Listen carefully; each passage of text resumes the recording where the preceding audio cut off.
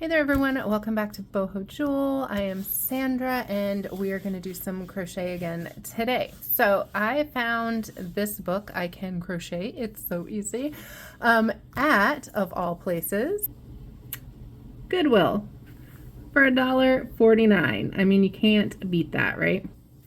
So when I saw it, I just kind of, browsed through it as one does when you're thinking about purchasing a book. And I thought, well, this is all very basic information. I know a lot of this stuff, blah, blah, blah. But for $1.50, I think I should get it anyway, because I might still learn some things. And I'm really glad I did, because yes, there are things in here that I have not yet tried. And also, I just think it's a really nice reference because there are things that I tend to forget because I don't use them that often, such as increasing and decreasing rows. So it's not something I do a lot, so it's easy to forget those things. So I love this. I think it's a wonderful little reference book. I did find it on Amazon in case you guys want to take a look at it if you're a beginner, or even if you're like me, you've been at this a while, but reference is always good and always something new to learn. I will post an affiliate link for that in the description below. But meanwhile, I wanted to share with you, I bought this a couple weeks ago and I was just glancing through it last night for the first time, and I found this little doodad in here. And it is all about texturing with back loop and front loop stitches, which I've done a video about front loop and back loop stitches, and it's very easy, and I've done it a few different ways, but I have never done it just alternating back and forth like it suggests here. So I wanted to show you guys kind of what I have prepared for you to show you exactly what the heck I'm talking about. So I created a couple of swatches from some leftover yarn that I had, and this is an example of just a regular single crochet, right? So basic stitch, single crochet, just a few rows across. You can see what that looks like. If you're not new to crochet, you already know, but just in case you're curious, I thought this would still be good reference. So there's our single crochet. All right, now with the back loops, working in just the back loops or just the front loops only, you'll see the texture that creates, where it has these nice little ridges, right? So that is back loop only, and so you can see where it creates these little ridges, these little mountains, which is nice. I've done this for like scarves and for gloves because it's very flexible. So that's our back loop only. I have little sticky notes so I don't forget.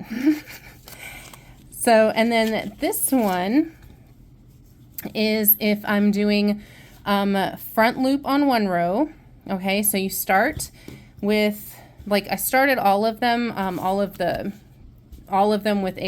the foundation chain being just a foundation chain of single crochet, and then working from there. So we have our foundation chain, and then I did like a back loop on one row, turned it, front loop, turned it, back loop, front loop, back and forth like that. So that still gives you that interesting texture, and you can kind of see where the ridges are not quite defined in the same way, right? Where it's a little bit different, and you get sort of a different pattern on the one side as well, right? So that's alternating rows of back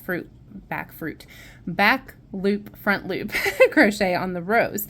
So what I was suggesting in the book for a texture was alternating back loop, front loop on each row. So I did that here, and you can see the texture that creates. It's a really pretty sort of grainy texture, and I like it. It's very soft. It feels very soft. But this one, I did my foundation chain of single crochet, okay, and then I did back loop, front loop, back loop, front loop, back loop, front loop, back, blah, blah, blah, blah, blah, blah, blah, blah, blah. Peter Piper picked a peck of pickled peppers, right? So you can see the difference compared to our basic single crochet, the difference there, and then front loop, back loop with the single crochet. So it's just nice. So this is just one basic technique that you can see you can create lots of different textures from. So I just find that really nice. So I thought, why not take this new concept and make a scarf out of it, because why not? So I knew there was something else I wanted to point out about this, talking about the different textures of them, is that you'll notice this on our our regular just single crochet all the way across, you get this nice, it's almost like a firmer end result, right? It's more tightly woven, it's more solid. This is what I always do for my dishcloths because they're going to go through a lot of wear and tear. And so I use this because it's nice and it doesn't fall apart as easy. I've done even like a double crochet or whatever on dishcloths, and it always ends up after a year or so like just falling apart, versus these, I can use these definitely for a couple of years. But this one, where it alternates back and forth, you can even kind of see the wiggle in it. It's just a lot more flexible. These are also a little more stretchy, right? So this is our back loop only. So this is has more stretch. And then the one with the alternating rows, it also has a little more stretch, but not quite as much. So I just wanted to point that out. That was something that I became really aware of as I was creating these little demos. So depending on the project that you're doing, keep that in mind, because it's not always necessarily about the yarn. Like, yes, the yarn that you choose is important, but you know, this is just, I'm not sure what yarn this is. It was left over from something. I'm sure it's probably an acrylic, but even the acrylic feels softer with this. So that's just something to keep in mind when you're trying to figure out what stitches you want to use for a project and what yarns and so on and so forth. All right, so let's get into what we're doing. All right, so for today's scarf using this pattern, I am using the Yarnspirations Karen Cinnamon Swirl Cakes, and the color of this one is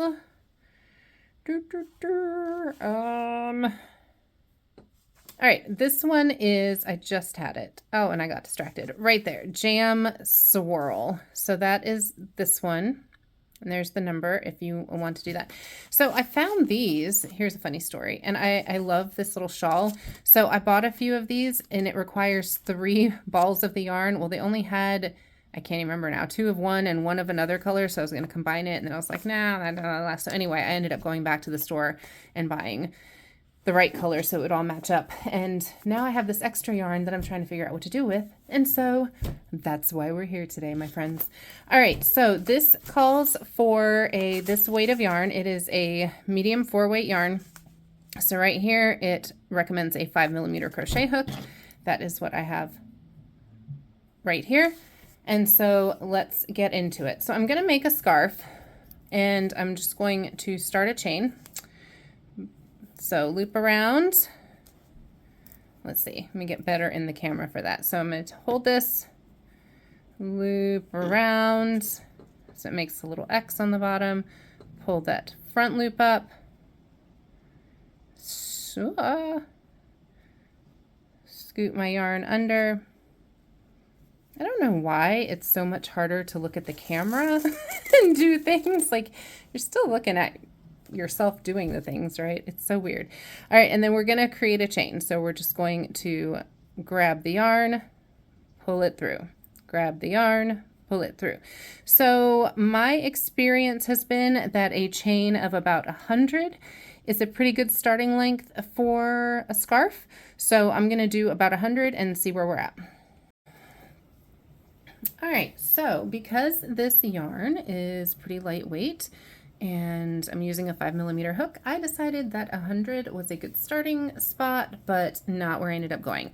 I went to 150 and just kind of slung it around my neck to see if I'd like it. And I think 150 is good for your starting chain if you want a shorter scarf. I personally like nice long scarves, so I went ahead and did a chain of 200. This is nice stretchy yarn too. It's nice. It's kind of soft too. I'm actually really enjoying it. I really liked it for the colors, but now I'm looking at it and I'm thinking, I really like this yarn. And it's 100% acrylic. So anyway, moving on. So here we have our starting chain. Honestly, I will write down, or I will tell you guys what I'm doing. Obviously, starting chain of 200, but you know, it's your project. You make it as long or as short as you want. Make yourself a little scarflet. If it's for a kid, it needs to be a little shorter. Just try it on and eyeball it. There's no right or wrong here. This is not a complicated stitch where you have to have a certain number of rows and stitches, etc. So first things first, I'm going to create a nice starting chain of a single crochet. Grab that yarn, go into that second loop from the hook and yarn over. So that was really fast, sorry. So we're gonna find our stitch, we're gonna put the hook through that stitch, yarn over, pull the yarn through, yarn over, and pull it through the next two. And we are just going to do that in every single chain all the way down the row, yarn over, all the way through. Okay, so we're going to just enjoy the process and make our nice long single crochet row. So if you're wondering why I chose to create a really long chain instead of a shorter chain and then work up the length of it, let me show you what I'm talking about. Just pulled a scarf out of the closet that I had actually made for my child this winter. So this is actually one I think I just did back loop only. So that works out perfectly for this video. So you can see right here on the end. So this is, I did the same thing here. I created a really long starting chain first. Can we zoom out? Yes. So I created a really long starting chain. So this was where I started, and then I did the rows this way, right? And you can see the ridges. Like you could do it the other way with the ridges going in this direction.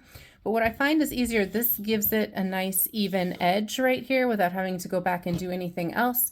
Plus I liked the ridges going in this direction. And then you can see at the ends right here how it's a little bit ruffly because that's where we do our turning chains.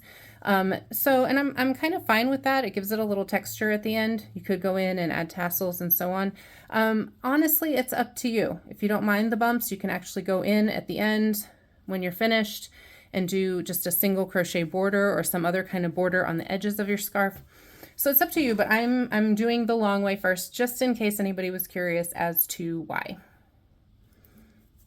So I'm just going to do my happy little single crochet all the way down, and I will meet you guys back to do the next row. Okay, first row done. It's a little rainy here today, you guys, and I don't know how long it actually took me to do this, but I kind of just absolutely zoned out between the rain and then just the repetition. So crochet is good for the soul. It is good for meditation and reducing stress and anxiety most of the time, right?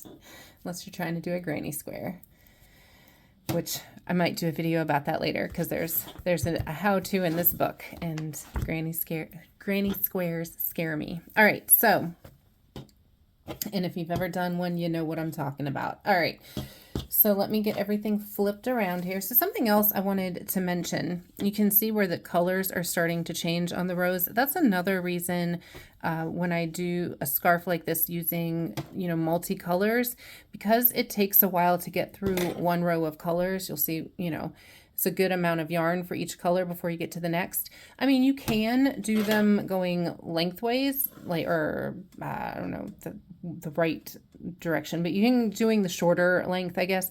But just keep in mind your color blocks are going to be bigger, which is fine also. But again, it's just something to kind of consider when you're using multicolored yarn or variegated yarn. That all kind of depends on the stitches you're going to choose too.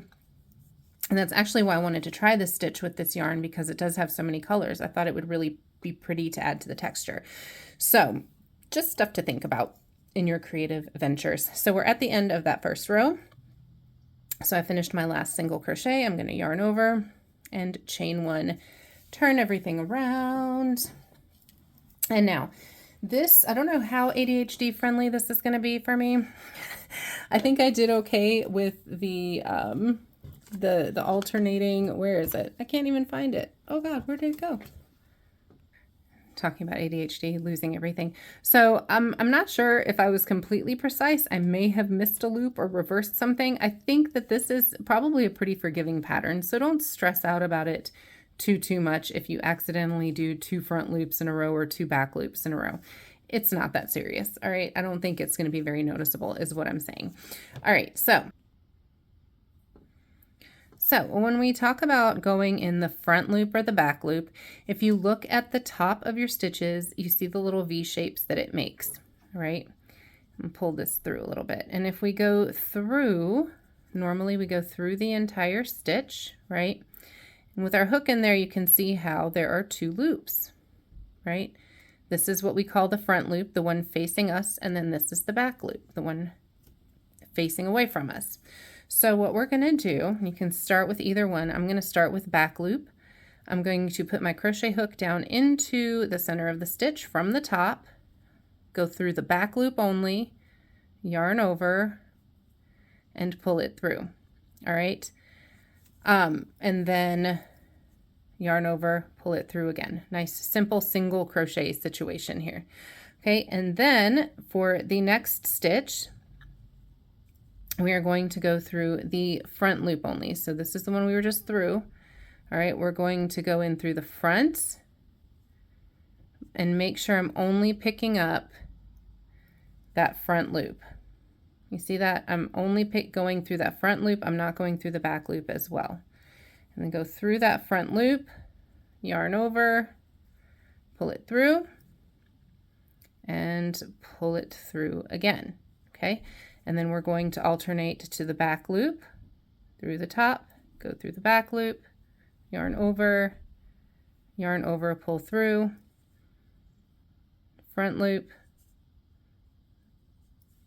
yarn over, pull through.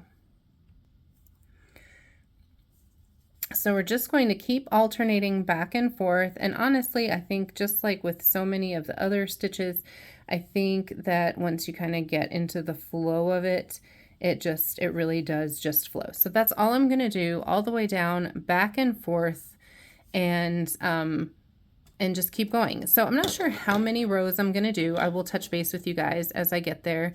I like kind of a wider scarf as well. So we'll see how many rows that amounts to. I will check back in with you guys. I'm just going to keep doing that. That's all we're doing. Front loop, back loop, all the way across until you get your scarf to the width that you want. Okay, so I worked on this last night for several hours while I was watching TV. So I just wanted to show you guys where I'm at with it, how lovely and long it is. Let me back up so you can see. So this is a really long scarf, okay? So I like it when they kind of come down pretty far so you can kind of flip them in different directions, do different things with them. So that's why I did the 200 stitches, right? Like I can even pull it across here. So, but I just want to show you guys because you can see I haven't taken it off of the skein yet. I haven't taken it off of the ball of yarn. So when I'm doing stuff like this, sometimes without a specific pattern and I'm just kind of winging it because I'm playing around, don't get too wrapped up in the row count. Like at this point, because it's something personal for me, I'm just going to try it on, get my hair out of the way, all that hair out of the way, and see if that's about as wide as I want it to be, if that's comfortable. Do I want to make it any wider, right? And I think this is a pretty good width for a scarf in general. You could make it a little chunkier, but I'm gonna flip you guys around, let you take a little bit of a closer look at it and tell you how many rows, etc. that I did. All right, so to recap, I did my starting chain was 200 stitches, okay, and then I did a single crochet all the way across on the foundation chains that we'd have something to work in. And then I ended up doing 16 rows total using this alternating stitch. And yeah, I think I'm just going to keep it there and just stop there. And that 16 rows includes the starting chain with the single crochet. So to finish this up at the moment, we are on our very last, our last stitch right here. I'm going to pull that through, cut it off. Boom, boom. And then sew in my little tails. I left a really long tail for that one. So then I'm going to sew my tails in and I have my finished scarf. So I really am happy with how the colors turned out on this with the texture. You can see this nice like kind of wobbly texture. Very nice. So I feel like I used about a half of this ball of yarn. So I'm going to do the same thing except with half double crochet. So I might do, like, I'm not gonna do a whole separate video for that. It's basically the same thing, you just half double crochet. And I might do like a little quick short video to show you guys how that turns out. So anywho, let's wrap it up, shall we? Again, I'm gonna put this book in the description down below pointing with my crochet hook like a teacher. My little Goodwill find. It is, and I checked on Amazon too, it is $11.95. So anyway, I'm going to stop being silly now. All right, so I'm going to wear my little scarf to recap things. Just colorful and cute, and I love it, and I need cold weather. We don't get a lot of cold weather here. I have a ton of scarves and no cold weather to wear them, and it's unfortunate. Anyway, so wrapping it up, thank you guys for hanging out. Let me know if you try this pattern. Let me know what other patterns you would be curious to find. Let me know if you order the book and if it is helpful to you, if you find something in there that doesn't make sense. Sometimes with the books, I think they're amazing, but for me personally, it's always easier to see somebody do something. So if you ever have something like that that pops up, I'm happy to try to demonstrate and do my best with what I know. Thank you if you are a current subscriber. If not, and you like crafty and crochet and artsy and such thing tutorial videos, please subscribe to my channel, and I will see you guys soon. Have a great day. Go be crafty. Bye.